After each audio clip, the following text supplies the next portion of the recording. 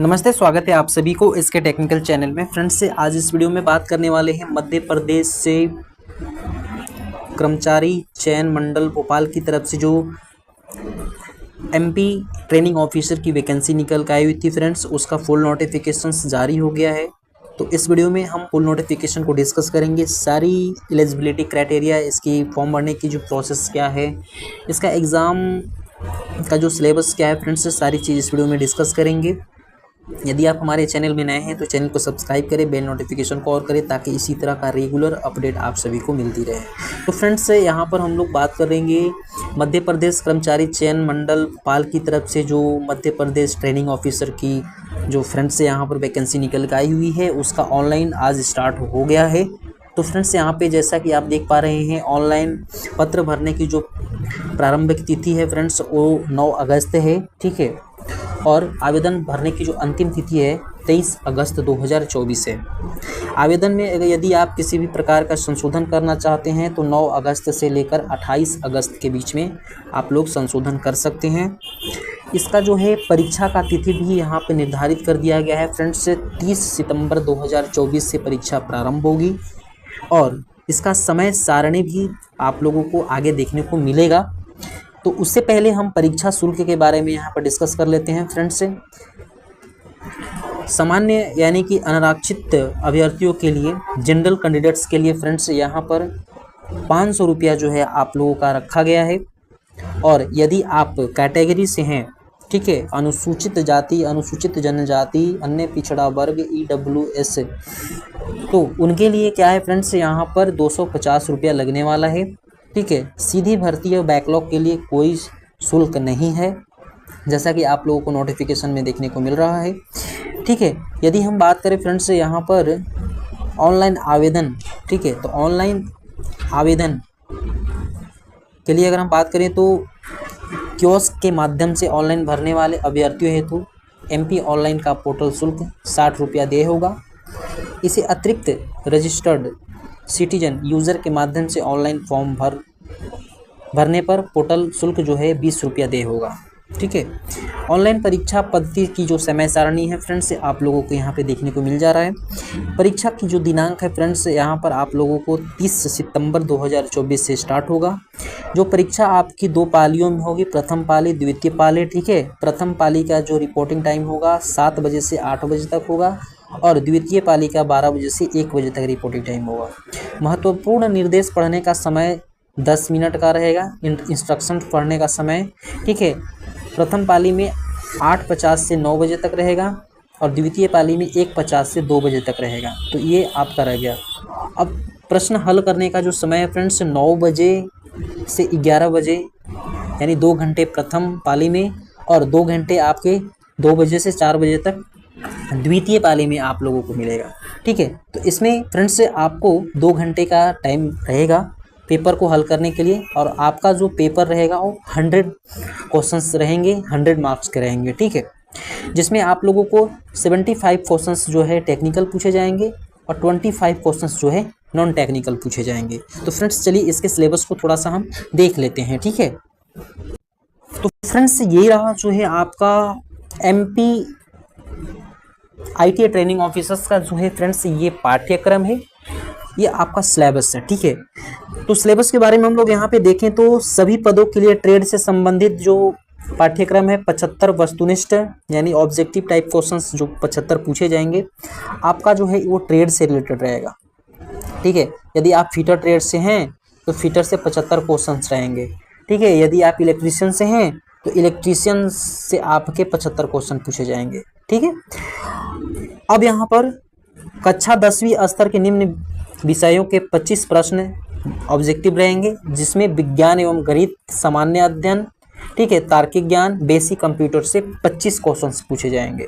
यह आपके total 100 questions हो गए फ्रेंड्स। इस 100 क्वेश्चंस के लिए आपको 2 घंटे का समय आपको मिलेगा, ठीक है।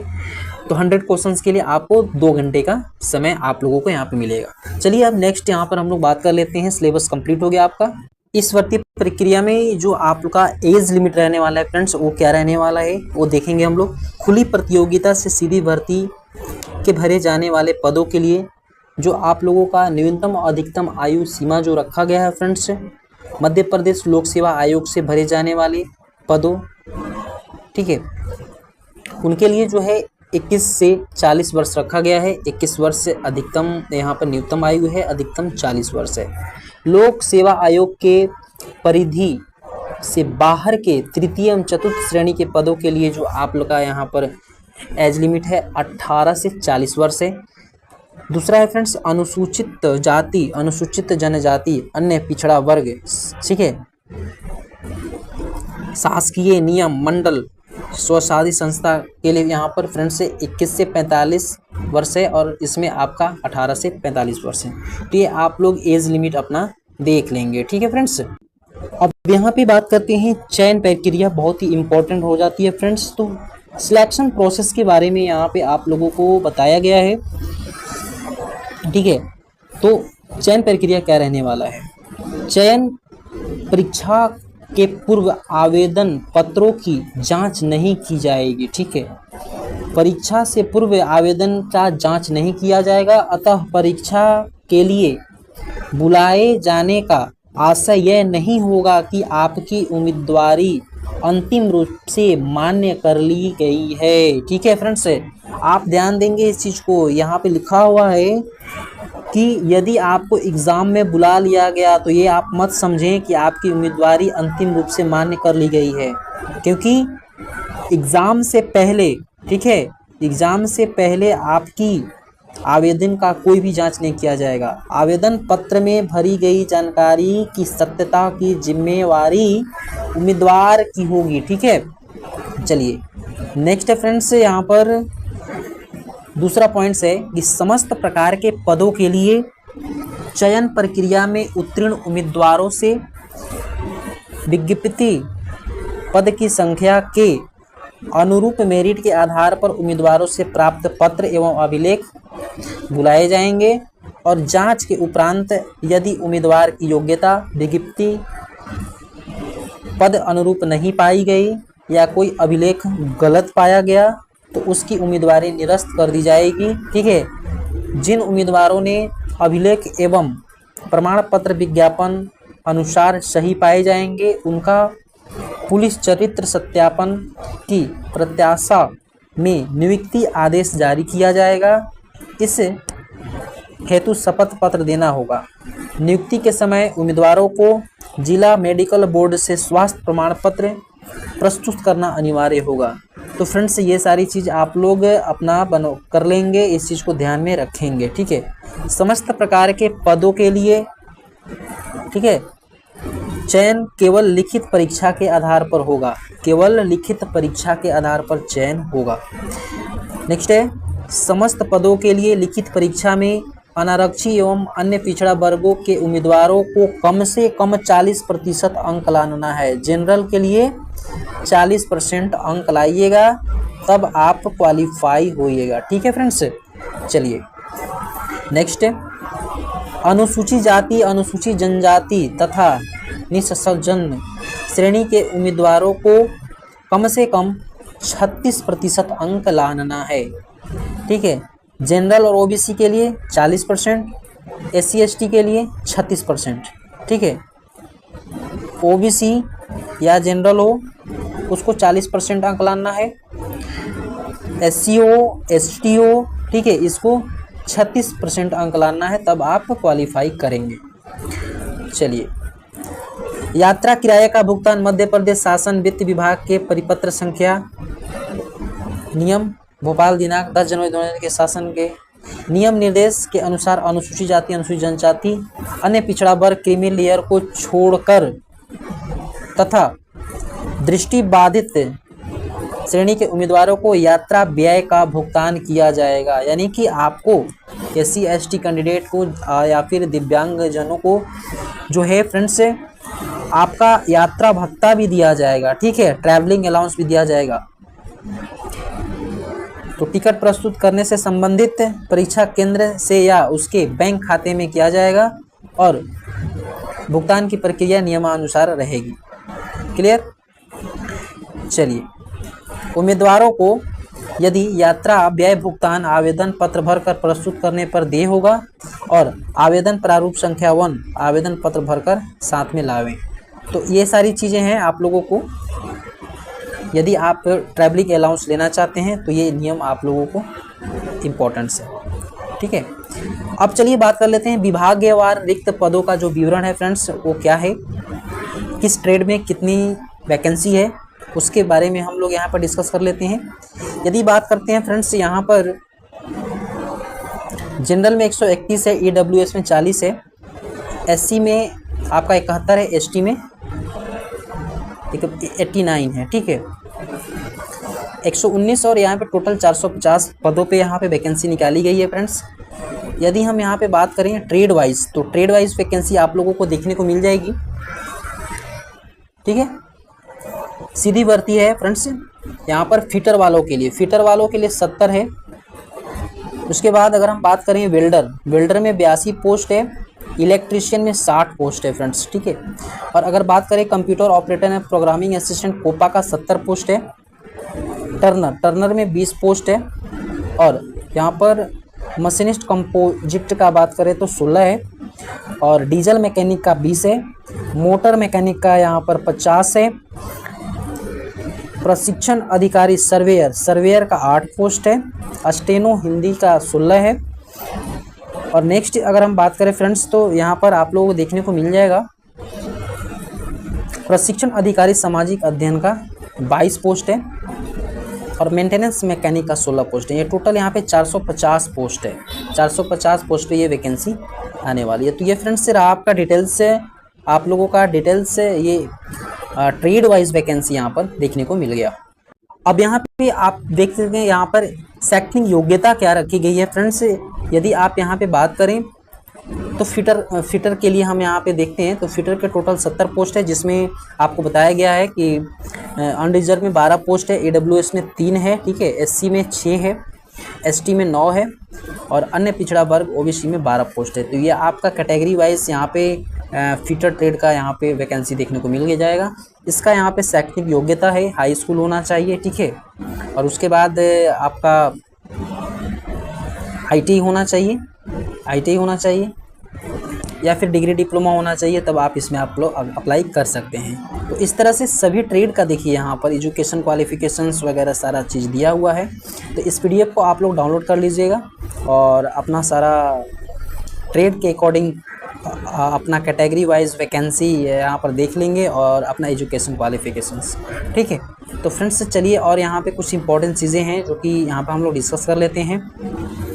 यदि बात कर नेक्स्ट है फ्रेंड्स, यहाँ पर अगर बात करें फ्रेंड्स तो यहाँ पे बताया गया है कि इस परीक्षा हेतु केवल ऑनलाइन आवेदन पत्र प्राप्त किए जाएंगे, जिसमें से आवेदन द्वारा अपनी शैक्षणिक एवं अन्य अर्हता को ध्यान में रखते हुए आवेदन पत्र प्रस्तुत किया जाएगा। अभ्यर्थी शैक्षणिक अर्हता को भली भांति अध्ययन करने के उपरांत ही आवेदन पत्र को भरें। ठीक है, यदि कोई भी किसी भी प्रकार का आवेदन में अगर त्रुटि हो जाती है तो फ्रेंड्स इसकी जिम्मेवारी आप खुद होंगे, क्योंकि विभाग यहाँ पर क्लियर नोटिफिकेशंस में लिख दिया है। ठीक है, आवेदन के पास यदि न्यूनतम शैक्षणिक अर्हता आवेदन भरने की तिथि को अनिवार्य रूप से पूर्ण होने चाहिए। ठीक है, सारी क्राइटेरिया आपका पूर्ण होना चाहिए। परीक्षा हॉल में ले जाने हेतु आवश्यक सामग्री बोर्ड की वेबसाइट से डाउनलोड किया गया प्रवेश पत्र ले जा सकते हैं, काला बॉल पेन ले जा सकते हैं। ठीक है, फोटो युक्त पहचान पत्र ले जा सकते हैं, आधार कार्ड, पैन कार्ड इत्यादि ले जा सकते हैं। ठीक है, तो ये जनरल इन्फॉर्मेशन हो गया फ्रेंड्स, इसको आप लोग रीड कर लीजिएगा। ठीक है, तो यहाँ पर कुछ नियम एंड शर्तें यहाँ पे आप लोगों को देखने को मिल जाएगा। जैसे कहा जा रहा है कि लेखन सहायक एक ऐसा विद्यार्थी होना चाहिए जो परीक्षार्थी द्वारा दी जा रही परीक्षा की शैक्षणिक अर्हता प्रश्न पत्र कम से कम एक स्तर के नीचे का होना चाहिए। ठीक है, उदाहरण के लिए यदि परीक्षा की न्यूनतम शैक्षणिक योग्यता स्नातक उपाधि है तो लेखन सहायता योग्यता हायर सेकेंडरी होना चाहिए। ये सारी चीज़ें हैं आप लोगों को। ठीक है,